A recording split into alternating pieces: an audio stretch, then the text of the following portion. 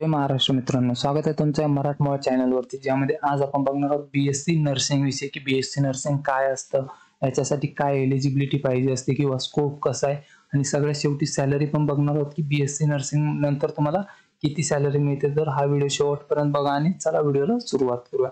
बघा, BSc nursing हा एक 4 वर्षांचा अंडर ग्रॅज्युएट कोर्स आहे.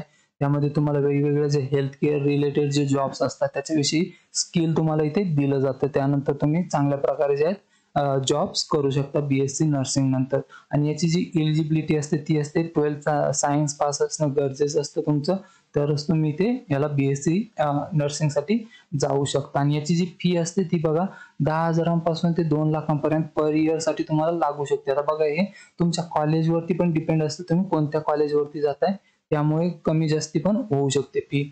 त्यानंतर बघा, टॉप कॉलेज बघितलं ते जे एम्स असतात तिथे तुम्ही जाऊ शकता.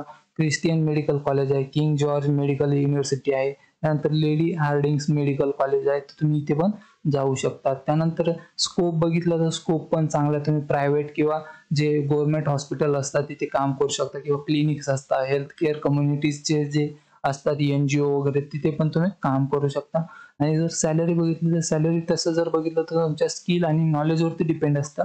पण जर एक ॲव्हरेज काढलं तर 20 ते 25,000 रुपये पर मंथच्या हिशोबाने तुम्हाला इथे सॅलरी मिळून जाते. आणि याच्या रिलेटेड जर काही इन्फॉर्मेशन हवी असेल तर मला कमेंटमध्ये नक्की विचारा, तिथे मी तुम्हाला नेहमी रिप्लाय करत असतो.